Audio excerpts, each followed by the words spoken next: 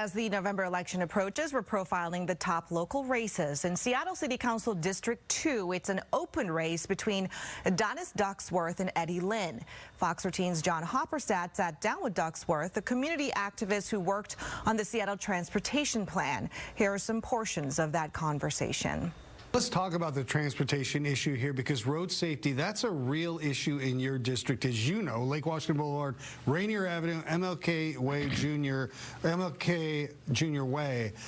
People speeding along there. We've seen a lot of crashes. I have covered a lot of fatal crashes along these roads. What do you think is the answer there?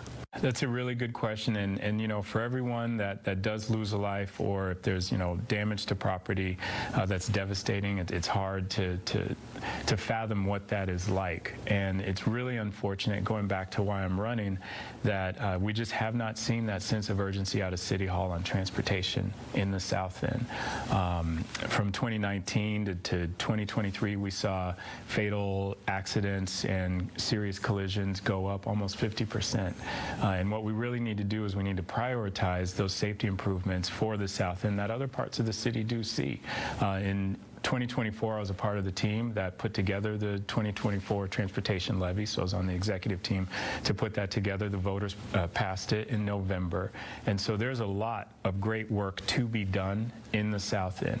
And what I believe needs to happen, especially from a position of leadership, as somebody on City Council, what we really need to do is we need to get out of the way of the DOT's way to do the work that they need to do to make our roads safer. That is one of the best things that we can do. A lot of politicians like to get in there and kind of tinker with it and become traffic engineers, and everyone's all of a sudden a traffic engineer. But we actually have traffic engineers. There are real traffic engineers who have great examples from all over the world of what works to make our roads safer. And one of the best things that we can do is get out of the way. Let's talk about homelessness for a minute. That's still a huge issue, has been for a decade or more here, and it doesn't appear to be getting any better. So what is being done right now that you kind of like, or what do you think could be done differently to conquer this issue? Yeah, and that's a really tough, complex issue. And the one thing I don't want us to lose sight of is the people that are on the street. Those are our moms, our dads, they are our brothers, they're our sisters, they're the people we went to high school with, we grew up with. And the reasons why people fall into homelessness is varied. There's a lot of people with mental health issues, there's a lot of people with substance abuse issues, and there's a lot of people who are just hardworking people and they just couldn't afford to keep a roof over their head. And so one of the things that I would really love to see us do is, A, provide more shelter, more quality shelter. I did a meeting with the folks at Real Change not too long ago and asked why, you know, why do folks go back to the places that they go back to, especially when maybe they do find shelter, they do find treatment, and they say, well, these places that we're going to are no better than the streets. And so I think Downtown Emergency Services just opened up a new clinic, and they're doing a lot of really great work, and so really would want to continue to invest in what they're doing. But on the flip side, too, we need to prevent people from going into homelessness. We need to provide more housing at all different income levels for people. So that's market rate, that's affordable housing, and that's housing for folks that are making 30% below AMI. Gun violence, obviously, you know, that is an issue in District 2. Accounts for over 30% of the gun violence in the city right now. You live there, you've experienced it, so what can be done to curb this issue? Oh, man, and it's so traumatic. We live a block off of Rainier Avenue, right where Rainier and Seward meet, and from the moment we moved to Rainier Beach 10 years ago, it was shots fired, shots fired, shots fired. And you know, as someone trying to have two daughters, my wife, and your wife having to cover your children because you hear shots fired and they sound like they're just right next door, and it goes on and on and on and on. People have been murdered in our neighborhood, good family friends. Son was murdered, and that murder has gone unsolved. So the question is what do we do about this? And if you look at the causes of gun violence, crime in general, it is a very complex issue. I think all these issues that we're looking at are extremely complex, and there's no one magic answer that's going to solve it. But looking back historically at trauma, lack of investment, lack of health care, lack of education, all of these different things lead to a person being at a crossroads to where they say, I could go to school or I could turn to the streets.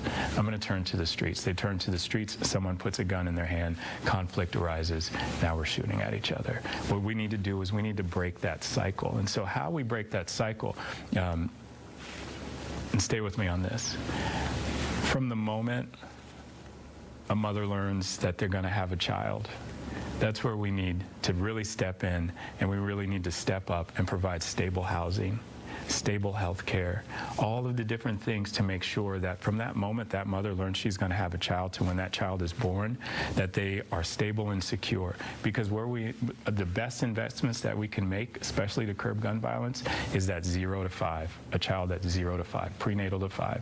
For every dollar that we invest in families and in children and in mothers, at that time with education, health care, schooling, we will see dividends, huge returns on the other end. And so when they get to that point where they're at a decision point, they're not impacted by years of trauma, years of being told you're not enough, years of not having enough. And they can be in a position to make a better decision. And that sounds great, but some say, well, what do we do right now? Because there's a problem out there right now. Obviously, they're still trying to hire more police in the Seattle Police Department. Where do you fall on that? Do we need more police on the streets? Do we need more police in District 2? So police are not going to stop the gun violence. Police respond to gun violence, but they do not stop the gun violence. The city auditor's report says that we could probably do a lot better job of treating it more like a public health crisis. And when you have a public health crisis, you have an epidemic, a thing that breaks out. What's causing this? Where is it located? And so we should be investing there. Police respond to things. So like I said, we've got a family friend who, there's a murder that's gone unsolved for several years now. Police can help with that. When you pick up the phone, you want the police to respond because that's what they're supposed to do, and we need to make sure that we have enough of them to do that. But police are not the answer to solving gun violence. To add to that, Ducksworth tells us he does support more police officers, but like to see them recruited from the 2nd District so they know the issues on the ground, in his opinion. So Ducksworth also tells us he opposes the expansion of surveillance cameras in Seattle, specifically in the Chinatown International District. He says the footage and information could be misused by federal officials. Coming up tomorrow on Seattle News Tonight, we'll hear from Ducksworth's opponent in this race, Eddie Lin.